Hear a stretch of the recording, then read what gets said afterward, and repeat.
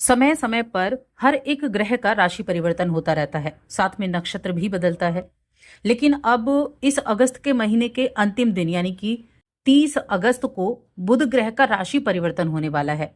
इसके साथ ही बुध के नक्षत्र का भी परिवर्तन होगा और ये दोनों ही बहुत महत्वपूर्ण होंगे, क्योंकि बुध के इस राशि परिवर्तन से बड़े अच्छे योग भी बन रहे हैं और एक दुर्योग भी बन रहा है। अब ये जो योग बने हैं, इनका प्रभाव, बुध के इस गोचर का प्रभाव किस तरह से होगा, चलिए जानते हैं। जय माता दी दोस्तों, आप सभी का स्वागत है हमारे YouTube चैनल अमृता एस्ट्रो में। और इस वीडियो में मैं बात कर रही हूँ बुध का गोचर और उसके बुध के राशि परिवर्तन की वजह से बनने वाले योग के प्रभाव के बारे में। आगे बढ़ने से पहले छोटा सा निवेदन है, चैनल पर पहली बार आए हैं तो सब्सक्राइब कर लें और हमारा दूसरा चैनल उसको भी आप सब्सक्राइब कर लें। टाइटल या डिस्क्रिप्शन में उसका नाम मिल जाएगा, एस्ट्रोलॉजी बाय अमृता। सितंबर माह का राशिफल हमारे उस चैनल पर अपलोड हो चुका है। तो देखिए, कुंभ राशि की मैं बात कर रही हूं और यहाँ बुध के गोचर की बात करें तो 30 अगस्त को कर्क राशि से निकलकर सिंह राशि यानी आपके सप्तम भाव में बुध का गोचर होगा। और ये भी एक बहुत अच्छा संयोग है कि इसी दिन बुध देव के नक्षत्र का भी परिवर्तन है, जो कि मघा नक्षत्र में है। सूर्य भी मघा नक्षत्र में है जो केतु का है, और बुध भी इसी मघा नक्षत्र में जाएंगे जो केतु का नक्षत्र है, और केतु के साथ ही विराजमान होंगे, क्योंकि सूर्य और केतु दोनों सिंह राशि में पहले से मौजूद हैं। तो एक तो ये 3 ग्रहों की युति हुई, सूर्य, बुध और केतु, साथ में बुधादित्य योग का भी निर्माण हुआ आपके सप्तम भाव में। तो ये योग जो हैं, ये कैसे आपको प्रभावित करेंगे और कैसे चीजों में बदलाव लेकर आएंगे। सूर्य और बुध दोनों आपस में मित्र हैं, तो ये दोनों तो जो योग बनाएंगे वो योग बेहद अच्छा बनेगा। लेकिन इन दोनों का ही मघा नक्षत्र केतु के नक्षत्र में जाना ये परिवर्तनकारी रहेगा। बुध देव को बुद्धि का, तर्क का, संवाद का, चतुरता का, मित्रता का कारक कहा गया है। और सूर्य तो हमारे ज्योतिष शास्त्र में सूर्य को पिता का कारक, आत्मविश्वास का, प्रसिद्धि का, जो नेम फेम होता है उसका कारक, प्रशासनिक चीजें, सरकारी विभाग, इन सभी का कारक कहा गया है। और केतु जो है ना, उनको हम अपने कहते पितृ के नाम से जानते हैं, मोक्ष भी हम उसको कहते हैं। और यहाँ एक शुभ संयोग एक ये भी बन रहा है कि 7 सितंबर से पितृपक्ष भी शुरू हो रहा है। तो बहुत सारे ऐसे संयोग हैं जो बौद्धिक स्तर पर बहुत बड़ा प्रभाव डालेंगे। नक्षत्र में जाना ये भी कई तरह के प्रभाव डालने वाला रहेगा। अब कैसा है, चलिए जानते हैं। तो देखिए, कुंभ राशि की जहां तक मैंने बात की, सप्तम भाव में ये रहेगा। और सप्तम भाव किन चीजों का भाव होता है? सप्तम भाव है आपके पार्टनर का, सप्तम भाव है आपके पार्टनरशिप के, बिजनेस का, और साथ में व्यापार के कारक, और व्यापार का भाव भी यही होता है। वैसे तो सप्तम भाव में बुध का गोचर बहुत अच्छा नहीं कहा गया है, लेकिन यहाँ पर सूर्य अपनी राशि में और साथ में बुधादित्य योग भी बना रहे हैं। तो यहाँ क्या रहेगा? एक तो ये अस्त है, लेकिन अस्त होने का थोड़ा ही सही, लेकिन फिर भी यहाँ बेनिफिट आपको जरूर देखने को मिलेगा। जहां एक साथ 2 से ज्यादा ग्रह विराजमान हो वहां योग काम करता है। तो बुधादित्य योग बना, त्रिग्रह योग बना। तो इस समय अवधि में आप अपने कंसंट्रेट को बढ़ाने के लिए, जो मैं स्टूडेंट्स के लिए बात कर रही हूँ, अपने कंसंट्रेट को बढ़ाने के लिए थोड़ा एफर्ट ज्यादा करें। अगर आपने एफर्ट कर लिया तो आप बड़े अच्छे से अपनी पढ़ाई पर फोकस कर पाएंगे। तो अस्त होना थोड़ा सा यहाँ प्रॉब्लम दे रहा है, वरना ये गोचर में जो योग बना है ये आपको अच्छे लाभ दिला सकता है। क्योंकि जो कुंभ राशि के जातक हैं उनके लिए बुध उनके पंचम भाव के स्वामी हैं, उनके अष्टम भाव के स्वामी हैं। तो ये क्या करेंगे? अचानक से चीजों में बदलाव लेकर आते हैं। अब अष्टम भाव का स्वामी सप्तम में गया है, पंचम भाव का स्वामी सप्तम में गया है, यानी कि त्रिकोण का स्वामी केंद्र में गया है। तो अगर हम त्रिकोण के स्वामी को केंद्र में जाने की स्थिति को देखें तो एक बहुत अच्छा राजयोग बनता है।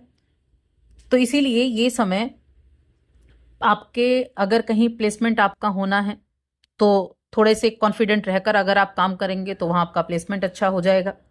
और स्वास्थ्य के दृष्टिकोण से थोड़ा सावधानी ज़रूर रखनी है।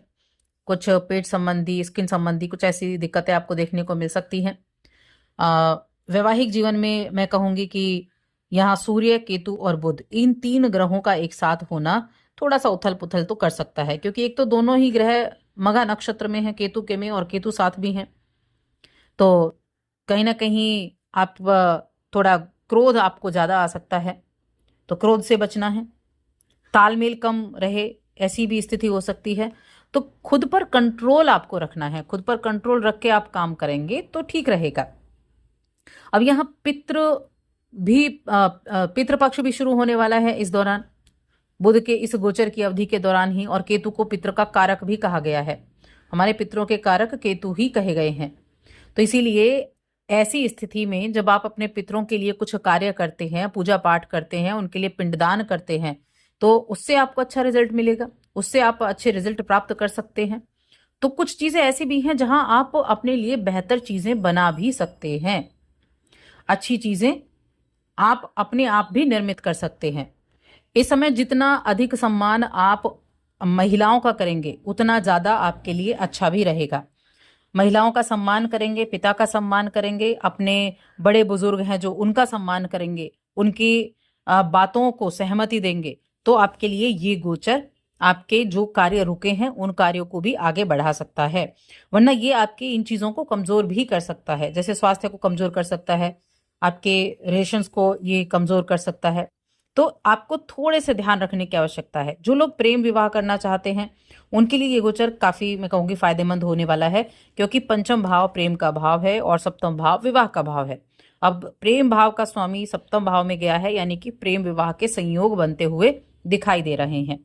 तो उसके लिए बहुत अच्छा योग ये मैं कह सकती हूँ, जहां बुधादित्य योग भी बना हुआ है और सप्तम का स्वामी सप्तम में बैठा ही है, जो कि पंचम के साथ मिलकर यहाँ केंद्र त्रिकोण राजयोग भी बना रहा है। तो कहीं ना कहीं प्रेम विवाह के योग बनेंगे।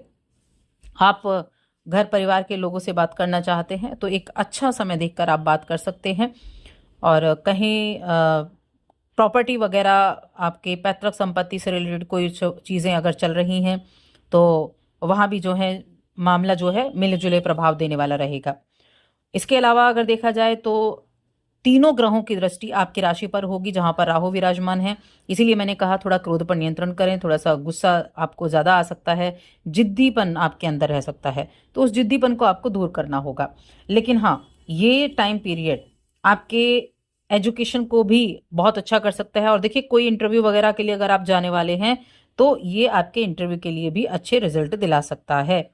व्यापार है, जॉब है, वहां आपके लिए रिजल्ट जो है वो अच्छे देखने को मिलेंगे। और गुरु क्योंकि बुध की राशि में बैठे हुए हैं तो उनका भी सपोर्ट आपके साथ रहेगा। तो कुल मिलाकर ये तीन ग्रह मिलकर बहुत बड़े बदलाव भी कर सकते हैं। देखिए, जहां केतु हो उस चीज से अगर आप कहें, देखिए केतु क्या है, डिटैचमेंट है।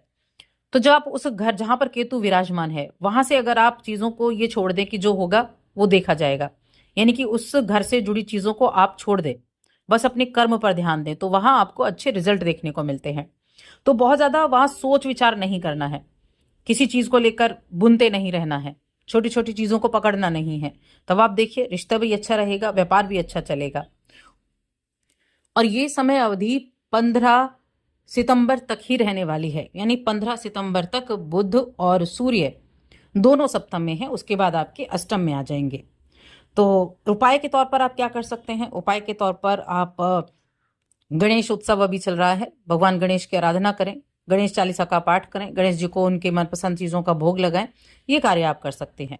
और साथ ही चैनल को सब्सक्राइब करें और हमारे दूसरे चैनल को भी सब्सक्राइब करें।